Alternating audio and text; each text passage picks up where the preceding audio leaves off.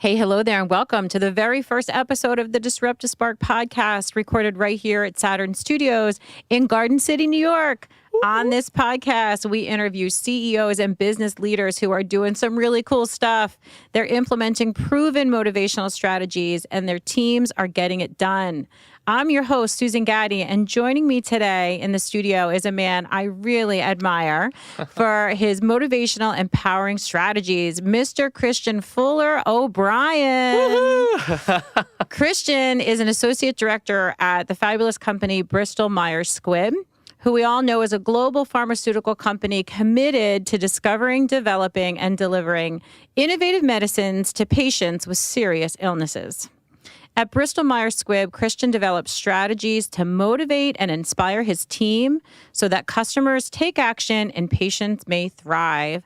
One of the things I value most are his leadership values, which is to ignite curiosity, nurture growth, and develop that ripple effect. We're going to hear all about that today. His mantra is, don't say it can't be done, because there's always a way. Christin, welcome to the show. Thank you so much, my friend. I'm so grateful to be here. And Sue, thank you so much again. This is going to be fabulous. Honestly, I couldn't think of a better person to help me launch this concept around how do you do things differently, right? How do you get out of the box?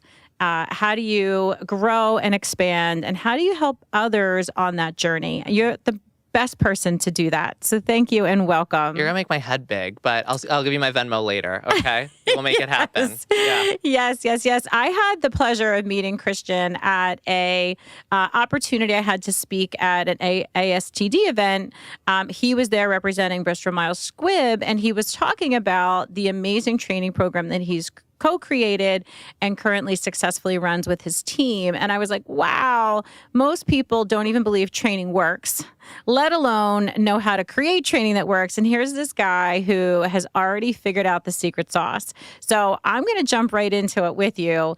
Tell everyone, what is it that you think that makes your program so different in that it gets results, it inspires people, and you seem to have this ability to just grow the heck out of everyone you connect with. What do you think are some of the things that go into making that happen? Sure. Well, I'm really grateful to be here, as I mentioned earlier. I've been with Bristol Myers Squibb now since July 2020, and I've been leading a team of learning strategists for the past 7 months. And it's been one of the career highlights of my young career so far. So really grateful to be here. I would say it really boils down to a couple of key things. So I think one strategy is we train to the do. So aside from foundational knowledge, disease state, therapeutic knowledge, we train on skills, capabilities, and behaviors. Because we know that when we have a sales professional in front of a customer, especially a healthcare professional, we need to make sure that they show up with confidence and a whole lot of competence. So I think training towards the do, that's one of our biggest things.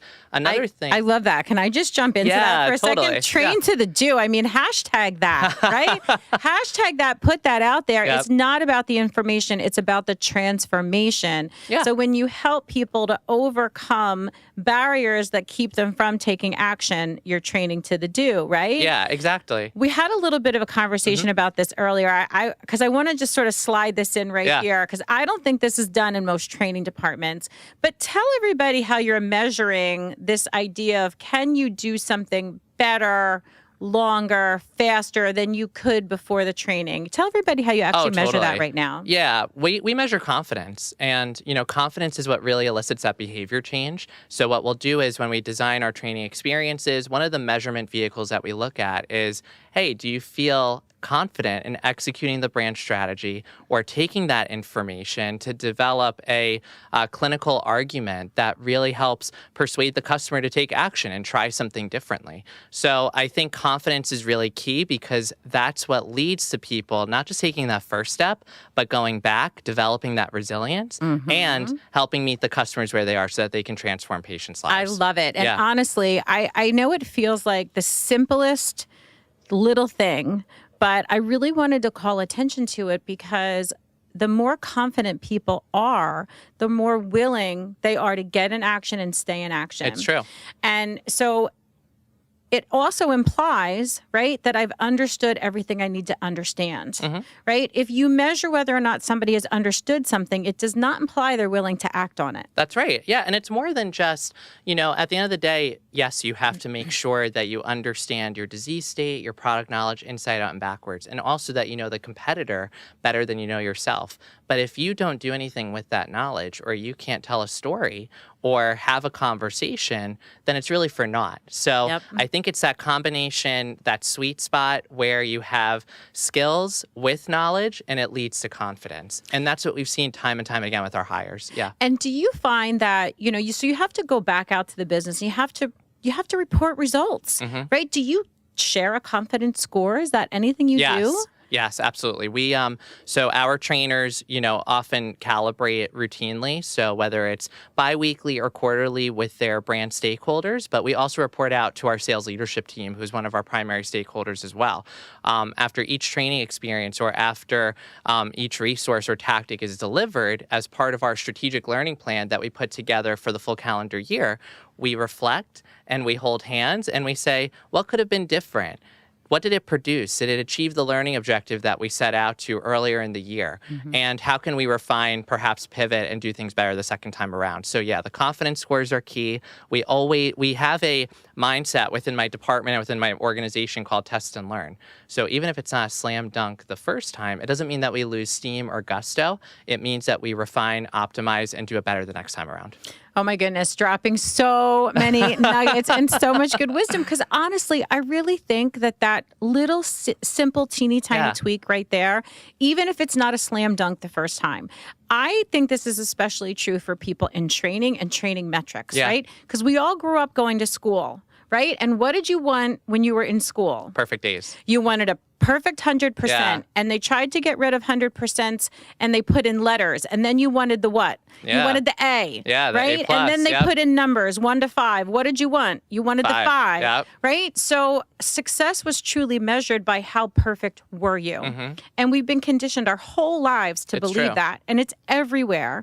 But the second you start allowing yourself to be empowered by things not being at 100%, all of a sudden, everything is accessible to you.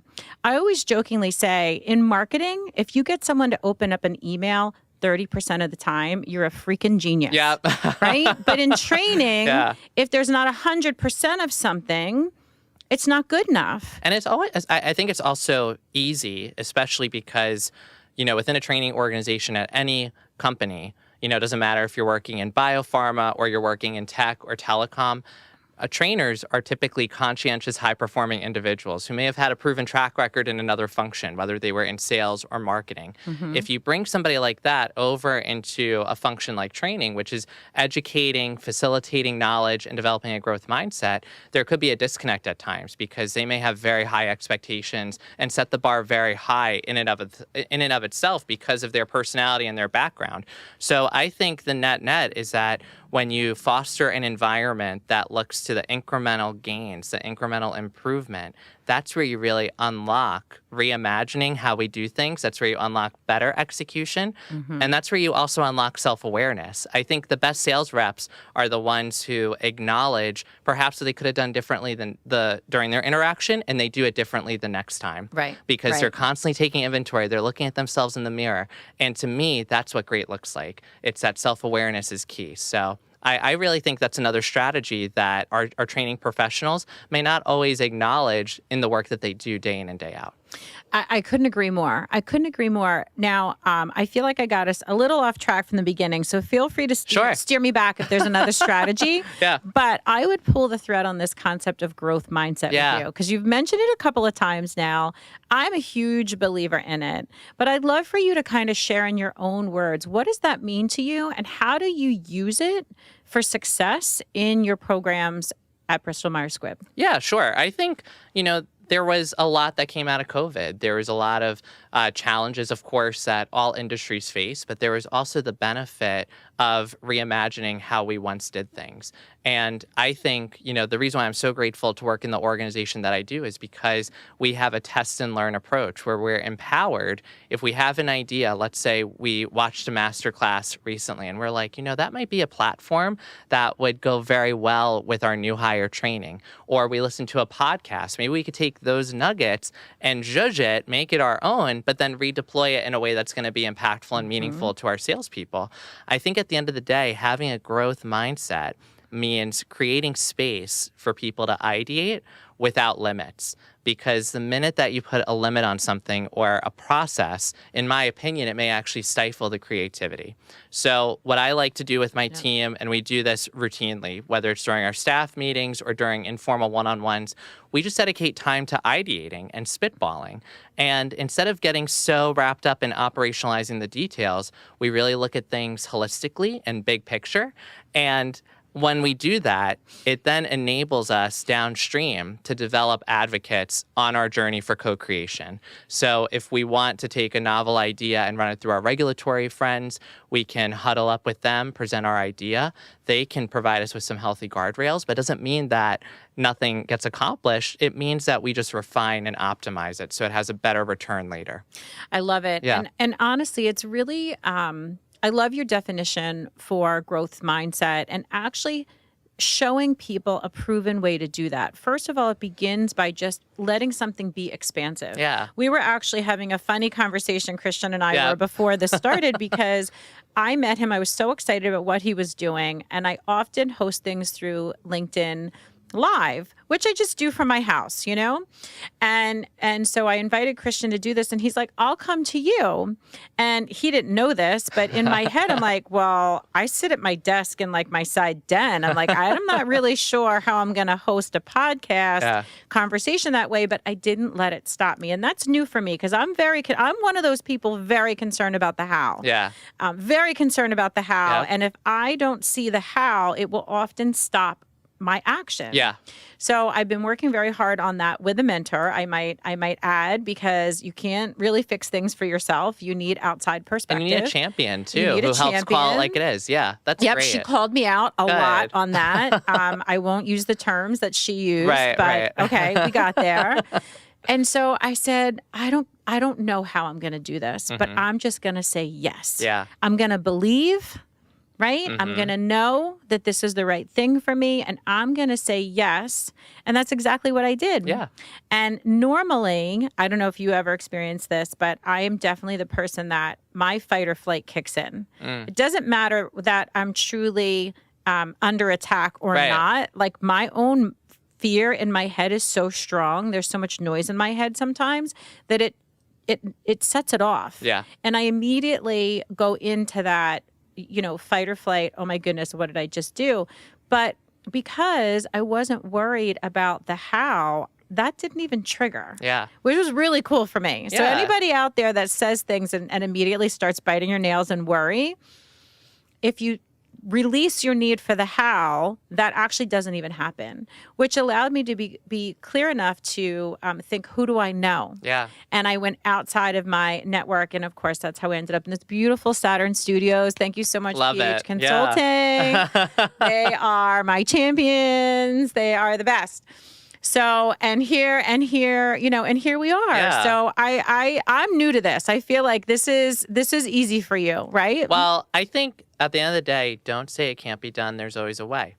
There's always a way. And I think our experience in life, and even if we're dealing with trials or different circumstances at work, we can always lean on our experience where we've been resilient and we've risen above, and we can apply that same strategy, that same thinking to whatever is confronting us, whatever obstacle is in our way. I lean a lot on some of my obstacles outside of work to propel me forward in the work that I do. I think it may be a little cheesy, but it just totally helps on board with so that. much because, if you go into anything in life by saying, I've done something like this before, I think I can do it again, it totally alters your brain chemistry and what's possible. So I'm a huge advocate for really looking to your experience to help propel you forward in those moments where you're doubting yourself and where you have that inner saboteur saying that it can't be done. Yeah. Yeah. Oh my goodness. Such a great parallel. And I can tell you, I feel like I've really gotten good at that too. Yeah.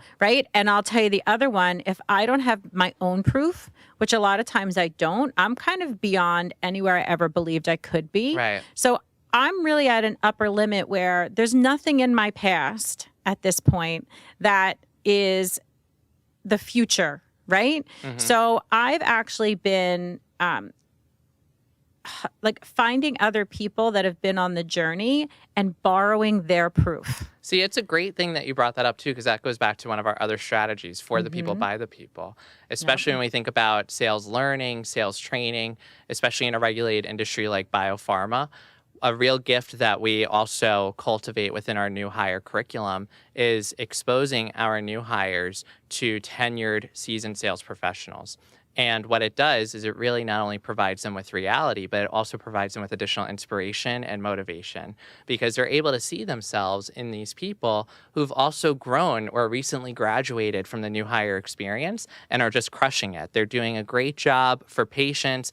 They're doing a great job for their team, the business unit, the company. So I just think it's that ingredient of seeing what you want or seeing is believing, right? And that really just propels our learners to achieve what they may even think is not possible in that moment. Yeah. Right. If you don't have your own proof is what propels. Yeah. We were having a fun conversation. Proof is what sells. Yes. Right? Yeah. You Yes. have to get people to yes. And how do you get people to yes? You have to show them proof. Yeah.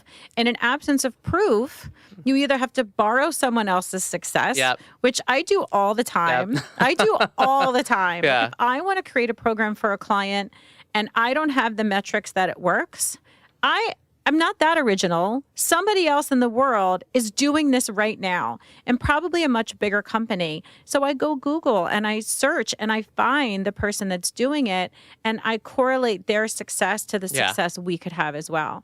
So that's amazing. And the other fun little conversation we were having, kind of behind the scenes, was this whole idea of faith. Yeah. And I believe that faith has a huge place in our work and in helping us to be successful. I run my own company, so it's super easy for me to talk about whatever I want to talk about. But when you're in much bigger companies, I was asking Christian, how does that conversation happen in a much bigger company? And I'd love for you to share your response to that, because I thought that was pretty cool. Yeah, I think that faith comes down to believing in yourself and removing any obstacle that's in your way. I think sometimes people may think of faith as, a dirty word or something that really shouldn't be acknowledged. But we all need to have a cheerleader at the end of the day, whether it's from ourselves or from our workmates or from our colleagues and confidants. And I think that having that shared belief, that shared enthusiasm for the work that we do can actually propel us through some of our more draining or difficult days. Yeah. And I also think, too, what faith comes down to for me is, again, don't say it can't be done. There's always a way, right? But, really leaning on the community at work to help co-create and to help you get through even some of those challenges that you're confronted with. So having faith to acknowledge that, okay, I may not have the answer right now. Who can I consult who may have done this before? Mm-hmm. And how can I lean on maybe their expertise to help propel me and get me to that next level and to really level up? So that to me is just how I interpret faith and how I think the community at work may perceive it as well.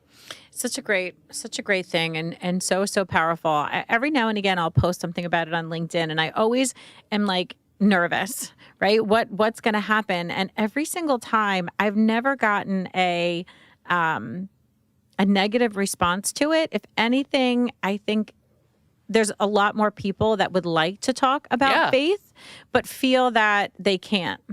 And so I love that we're finding creative ways to bridge that gap if it's not, something that can actually be brought out to its full effect within an organization. Yeah. One of the things I want to go back to, one of the things I loved when, you were talking about it is I'm a huge advocate for internal podcasts. Yes.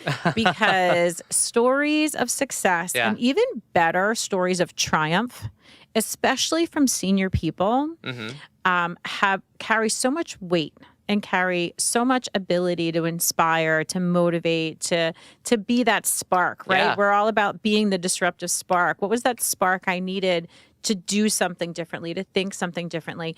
Tell everybody a little bit about your internal podcast. How did it get started? What's it like to manage? Because a lot of people, when I bring up the idea, they're like, oh my goodness, we can't do that. And here you are doing it. Tell people how that happened for you. Well, podcasts are great. I think they're a passive learning modality that does not get enough credit.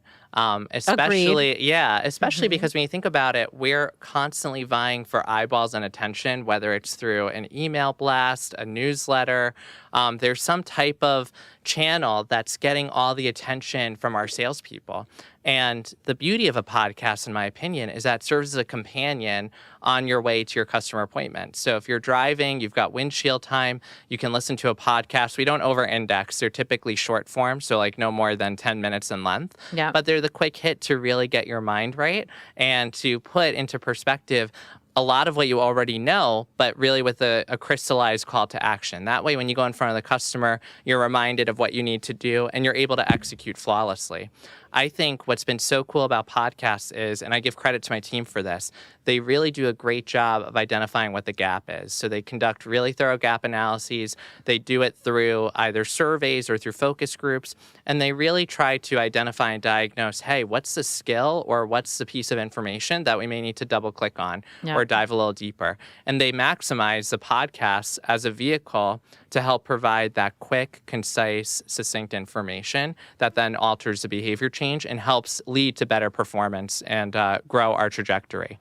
I love it. And do you need fancy equipment? No. Do you use your phone? We do quick and dirty. We use Microsoft Teams. Okay. We have a third party that helps provide some light elevator music to nice. For an intro and outro. Yes. But okay. it's high quality, even done through Microsoft Teams, and it's just an audio file. So I think if you that's the thing. I think sometimes back to your earlier point about not letting the how get in the way of it. We think that we need a fancy studio. I love this. I'm grateful for this fantasy that I'm in right now. But I think you could, if you have the will, there's always a way. Yes. Yeah. Agreed. And you know what? Here's the other thing too. Like I want to use your words, test and learn. Test and learn. Yeah. So here's the thing that I say to my clients all the time. Yeah. I don't want to spend your money unless I know it's a really good investment. Right. Like, I'm all about making investments that really matter. And so a lot of times I want you to try it out organically on a cheaper, option, so that if it doesn't work, if it does need to be tweaked, it will need to be tweaked. Let's change that. It will need to be tweaked. It didn't cost a ridiculous amount of money. You're piloting you're piloting it. You're testing things out. But I also think that is a direct reflection of the leadership. Yeah.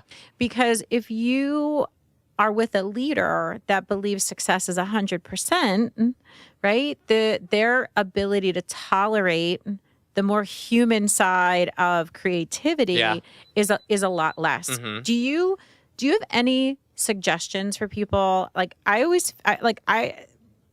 more I get to know you, you have no limitations, which is awesome. Yeah. And you operate in that way and you group and you're a leader in that way, but that's not true for a lot of people.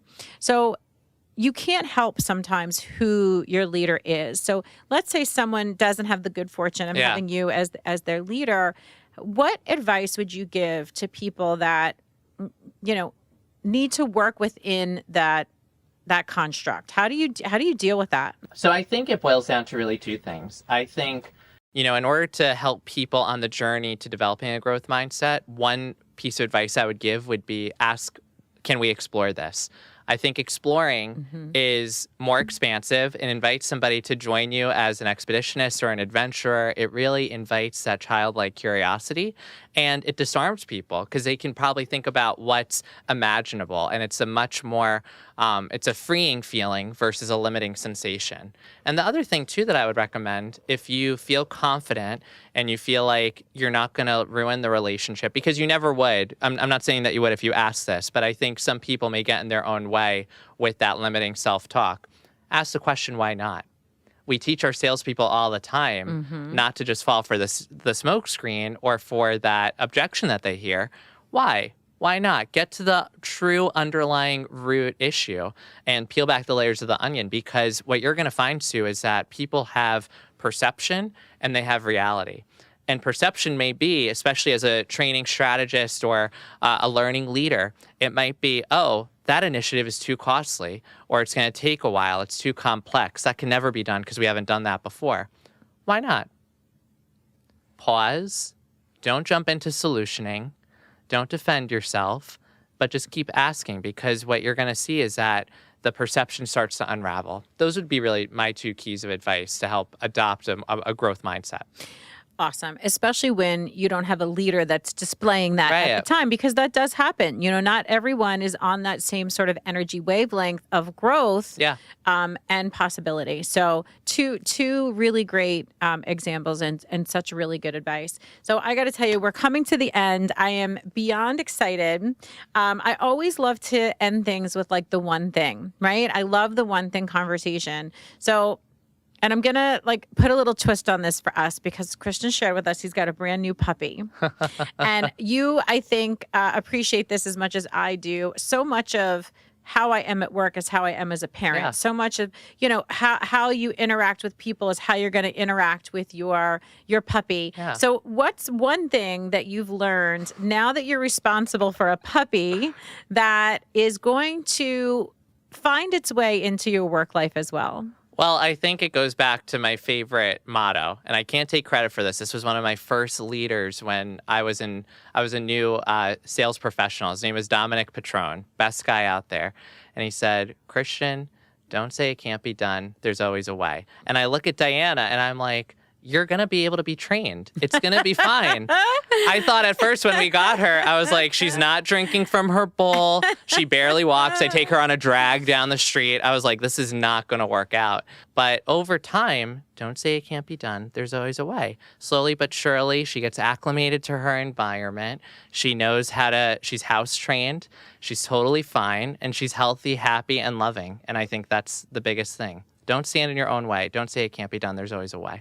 I love it. And if I were to add one thing to that, because I can appreciate that. I'm thinking of my son right now, who's now 15. He's going to kill me for this, but he had his little blankie that he took to bed. And I would start to be in a panic. I'm like, how's he going to go to college?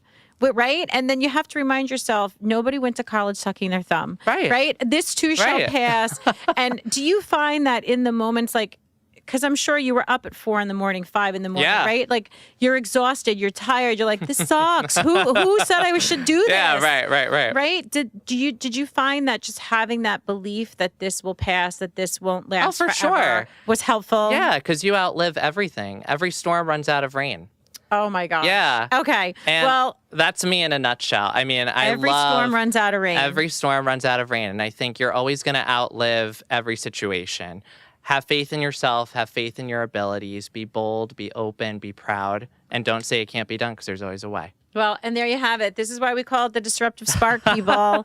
It's not all the big things. It's these little tiny nuggets. Tweaks, shifts, mindset, beliefs that actually make the biggest impact, not just in our work lives, but in our personal and our home lives too. Christian, thank you so much for being here today. This was a lot of fun. Let's do it again. Absolutely. Thank you. Take care. Bye now.